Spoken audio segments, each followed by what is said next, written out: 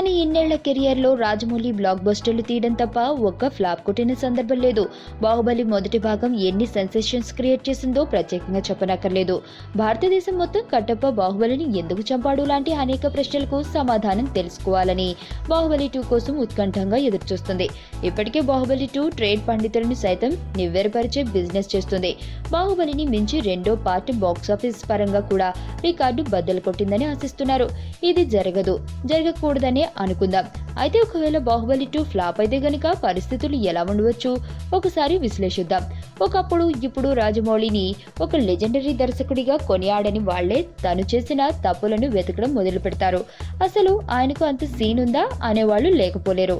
అసలు మంచి రచయితలు, మంచి టెక్నీషియన్స్ లేకపోయింటే రాజమౌళి అంత గొప్ప సినిమాలు చేసేవాడా అన్నా అనొచ్చు. అసలు తెలుగు సినిమాను ప్రపంచానికి పరిచయం చేసిందే రాజమౌళి.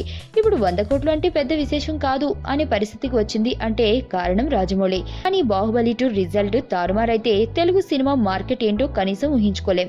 డిస్ట్రిబ్యూటర్లు పెద్ద మొత్తంలో డబ్బులు ఇన్వెస్ట్ చేయడానికి జంకొచ్చు. పెద్ద నిర్మాతలు భారీ బడ్జెట్ సినిమాల జోలికి వెళ్ళకపోవచ్చు. అసలు రాజమౌళి భారీ బడ్జెట్ తో తీద్దామనుకున్న తన డ్రీమ్ ప్రాజెక్ట్ మహాభారతం ఇప్పట్లో ఉండే ప్రసక్తి లేకపోవచ్చు. అసలు ఇది ఎప్పటికీ జరగకపోవచ్చు. ఎప్పుడు ఎక్కడ తెలుగు వాళ్ళు తప్పు చేస్తారా వాళ్ళని ఏకిపారేద్దాం అనుకునే పక్క రాష్ట్ర మీడియా ఈ సదవకాశాన్ని పూర్తి సద్వినియోగపరచుకోవచ్చు. ఈ సినిమా చేయడానిక ఇంత టైం తీసుకున్నాడు అని కథ మీద కథలు రాయొచ్చు. ఇవన్నీ పక్కన పెడితే ఒకటి మాత్రం వాస్తవం, రాజమౌళి హిట్ కొట్టినా ఫ్లాప్ తీసినా హైదరాబాద్ నుంచి ముంబై వరకు అందరి హీరోలు ఈ దర్శకుడితో జట్టు కట్టడానికి ఎప్పటికీ క్యూలో ఉంటారు. ఇది సరదా కోసం చేసింది, ఎవరి మనోభావాలను కించపరచడానికి చేసింది కాదు.